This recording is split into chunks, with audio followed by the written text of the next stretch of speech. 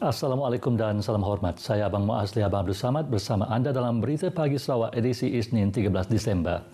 Gedung antara 5 buah kawasan yang diberi pengiktirafan daerah penuh pada Oktober tahun ini menyatakan perkara itu setiausaha Kerajaan Negeri Dato' Amar Jauh Samion. Pewujudan daerah baharu tersebut merupakan inisiatif Kerajaan Negeri untuk merakyatkan perkhidmatan awam. Dato' Amar Jaul berkata naik taraf gedung sebagai daerah merupakan visi Ketua Menteri Datuk Patinggi Tan Sri Abang Johari Tun Openg ke arah memastikan kawasan luar bandar seperti gedung menikmati pembangunan lebih pesat. Jelasnya, pewujudan itu juga dapat membantu mempertingkat mutu penyampaian perkhidmatan awam dan seterusnya membangunkan kawasan gedung dan kawasan pedalaman lain di seluruh negeri secara amnya. Justru dengan adanya jentera pentadbiran di daerah gedung, ia dapat menyokong pelaksanaan program dan projek pembangunan sosioekonomi lebih berkesan. Beliau berkata demikian pada Majlis Pelancaran Gedung sebagai daerah oleh Ketua Menteri di Dewan Terbuka Gedung.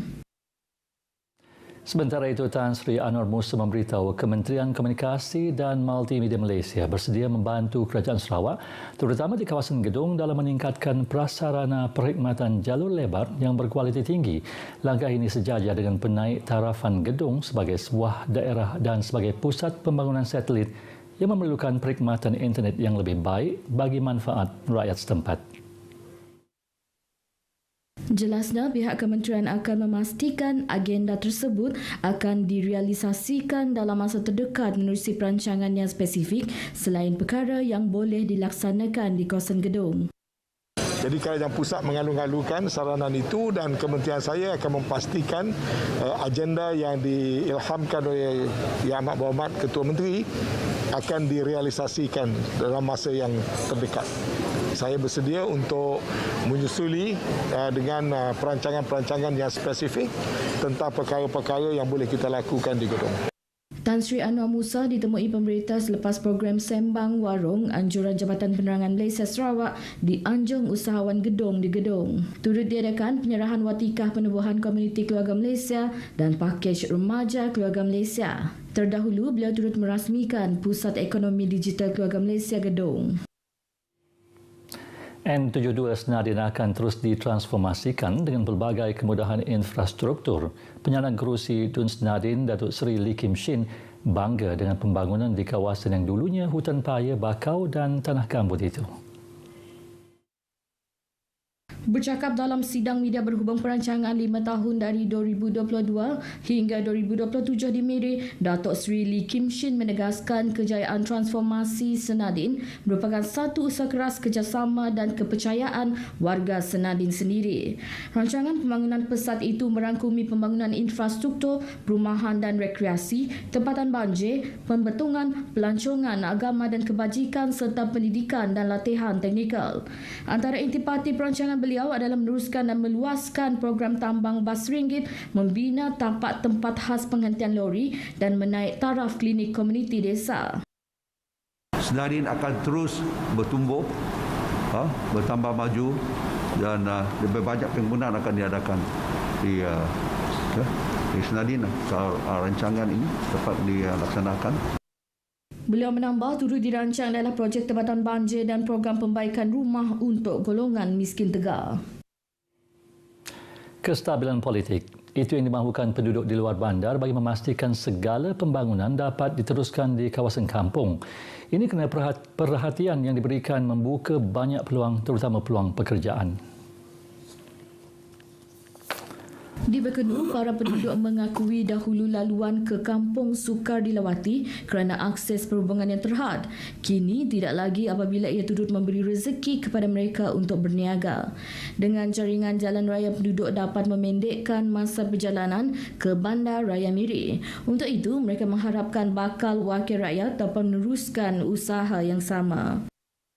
Kerana projek-projek di Kampung Kuala Sebut ini telah diberikan oleh Kerajaan Sarawak, umpama jalan raya, elektrik 24 jam, bekalan air bersih 24 jam, kita ada pusat internet rakyat, kemudahan sekolah, kemudahan surau, semua ada. Mereka berkempen melalui sosial media juga dengan apa semua. Tapi yang penting sekarang ini adalah untuk kestabilan politik dengan kestabilan ekonomi. Perlukan Sarawak perlu kerajaan yang stabil lah. Kempen bersemuka ke kawasan yang tidak mempunyai liputan internet yang stabil sedang giat dijalankan oleh parti bertanding di kawasan Dewan Undangan Negeri DUN N58 Balingian. Tinjauan kru RTM ke kawasan Kuala Balingian mendapati gabungan Parti Sarawak GPS menerusi pasukan ahli Parlimen Mukah Datuk Hanifah Hajar Taib menjalankan aktiviti kempen ke Rumah Langi.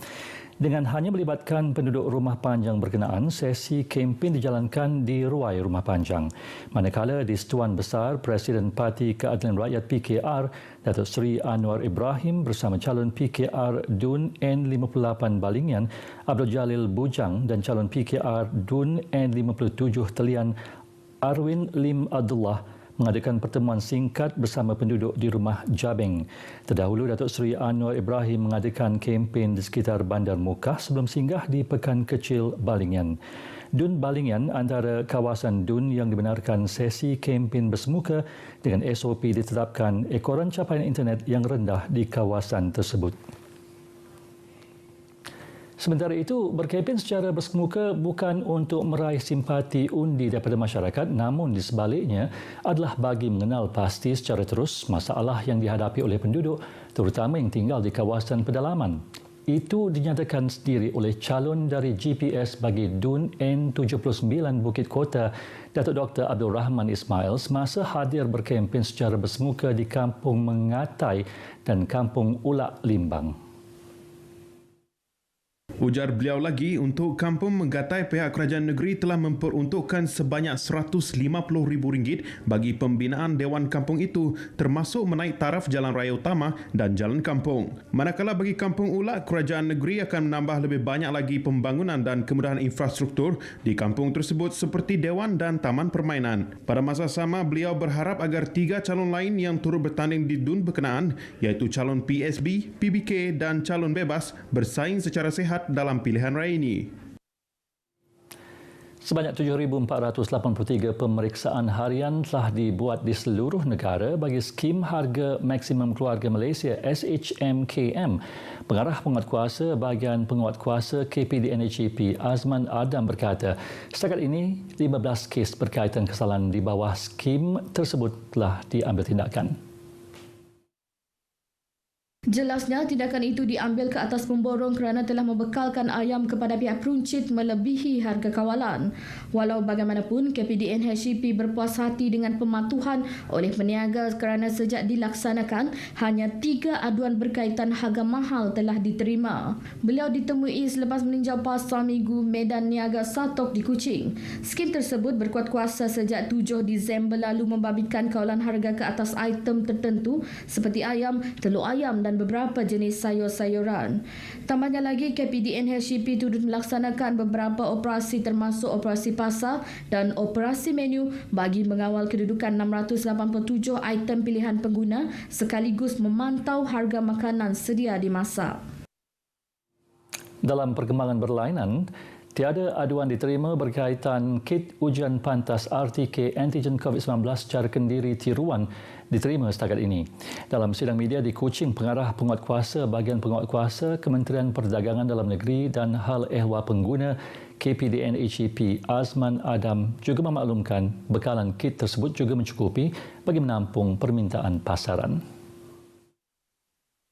Dedah Azman, KPDNHEP telah memeriksa 17,565 premis termasuk farmasi, pasaraya dan stesen minyak di seluruh negara bagi memastikan kit tersebut merupakan kit yang diluluskan Kementerian Kesihatan Malaysia selain harga yang dijual tidak melebihi harga kawalan iaitu RM19.90.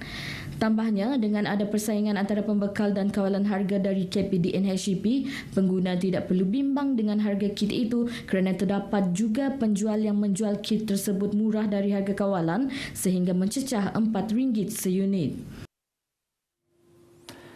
2 remaja lelaki di Kuching ditahan pada Sabtu lalu kerana memiliki dadah ketika pemeriksaan semasa sekatan jalan raya yang diadakan di Jalan Haji Taha.